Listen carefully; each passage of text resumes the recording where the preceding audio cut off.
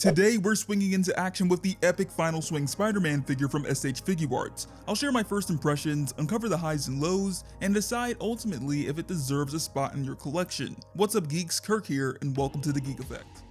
So it's been over 2 years since the release of Spider-Man No Way Home, and that's also over 2 years since we saw that amazing final scene. Tom Holland's Spider-Man has sported various suits in his trilogy, but we didn't get the best one in my opinion until the end of his multiversal adventure. On a side note, I am hoping that we get to see this suit return in Spider-Man 4, especially considering the MCU's knack for constantly changing those comic suits before you can blink. Since then, concept art has surfaced, offering a better look at the suit. We've also seen a few action figures based on it from Marvel Legends and Hot Toys, but today we're checking out the $85 version from SH Figuarts. If you're familiar with the channel, you know SH Figuarts is one of my favorite lines for import figures. So as a fan of Spider-Man and SH Figuarts, this was a must-have for my collection, and especially since you guys have been asking for a review of this figure for quite some time. A big thank you to the incredible team at Nin Game for providing this figure, and if you want one after watching this review, you can get yours via the link in the description. First things first, let's check out the packaging. It has a lot of similarities to the other No Way Home releases, but much bolder and more vibrant,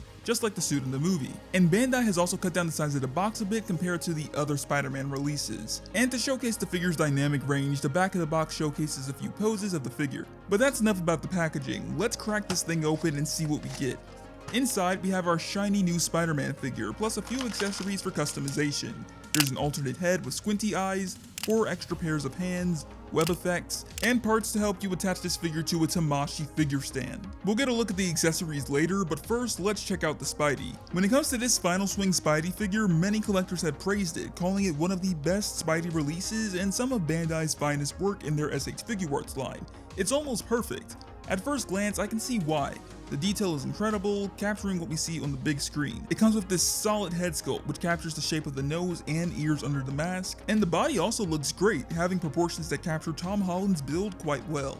With past Spider-Man figures, there have been issues like paint bleeding and missing web lines, but this new Spidey is mostly free of those problems. The web lines are seamless, and beside a slight color difference on the neck, the matte red and metallic blue paint finishes are fresh and vibrant. I'll also have you note that the metallic shine holds up well, and I've noticed zero paint chipping or defects on mine so far. I know for some this is one of the biggest concerns for them because metallic finishes don't usually hold up that well, they start to chip and deteriorate, and it just doesn't look that good. But this one does look promising. The emblem on the front of the suit is the most accurate for the 1/12 scale versions of this suit. While I don't currently own the Marvel Legends version, and I probably won't now that I have this one, I will say that their spider emblem looks a bit too thin compared to the concept art, and when you compare the concept art to this figure definitely nails it. I'd even say the same thing for the back spider emblem if it weren't for this glaring issue once you start moving the figure around.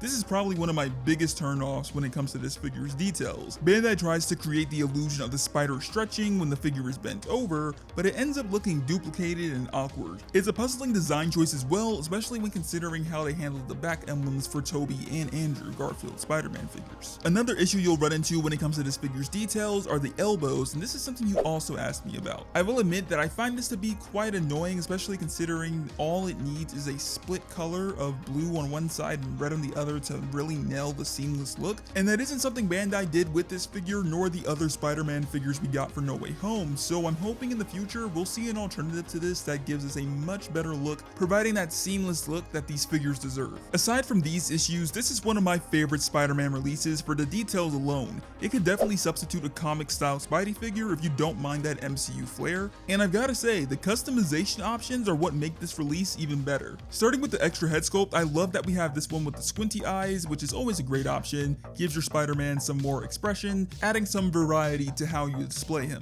We also get a solid assortment of hands, wall crawling, cone shaped, web shooting, and gripping hands for the included web line. And speaking of webs, the figure includes short and long web effects for the web shooting hands. Though I wish they had included a pair of each as they did with their other No Way Home figures. The final piece is an optional part for displaying Spidey on a Tamashii figure stand without using the articulated claws.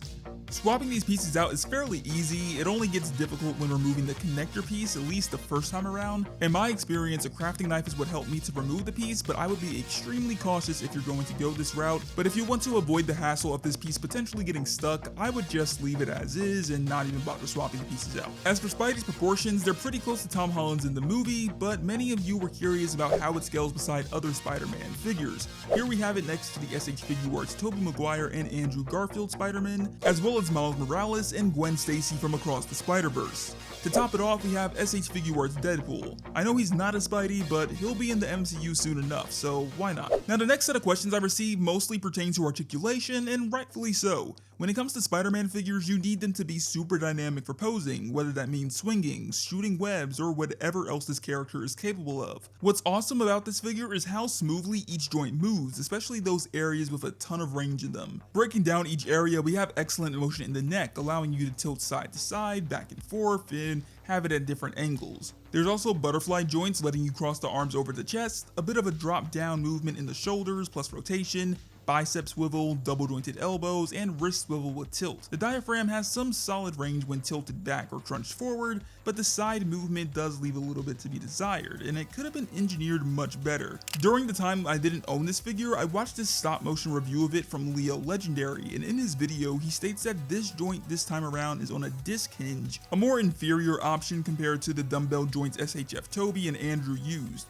I have no clue what made Bandai go this route, same thing with the spider emblem, and it's just not the best choice here for this figure. And this is all the more reason why I find my fun experience with this figure becoming tainted. While it certainly looks amazing, several of these underlying issues should have been handled much better before releasing to public. As for the bottom half of articulation, there's some great range for kicking forward and out to the side, combined with a limited thigh swivel. Once again, another weird choice, but okay. Double jointed knees, ankle pivot, and toe articulation too. With all of these articulation points, the last thing we want to see are loose joints ruining it all. Luckily, all of these joints are nice and tight, allowing them to hold position with no problems whatsoever. So to put that to the test, let's try out a few poses with a quick montage.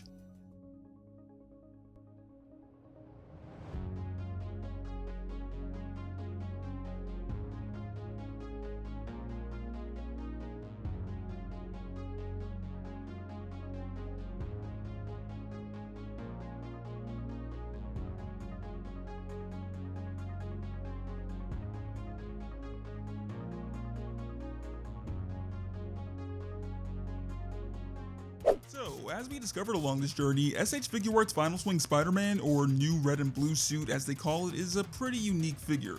It has a lot of good that collectors and fans of the suit will enjoy, but at the same time, certain factors such as the back spider emblem or hindrances in articulation leave this release with some untapped potential, making an almost amazing Spider-Man figure. In my opinion, this figure does feel a bit overrated after having it in hand now, and I think knowing that Bandai could have handled certain aspects of it a bit better is what makes me a bit disappointed with this release. All of that being said though, I still believe this is a worthwhile figure for your Spider-Man collection, especially if you mostly collect 1/12 scale action figures, love this suit, and of course, value having a more dynamic Spidey compared to say the Marvel Legends version in your collection. As long as you can get past its little nuances, I believe you'll enjoy it, but of course, let me know what you think in the comments. Also, if there are any additional questions you have about this figure for me, feel free to share them so we can keep the conversation going, and let me know what other No Way Home characters you'd like to see from SH Figuarts. If you want to see another epic SHF figure, check out this video of the most realistic Deadpool figure.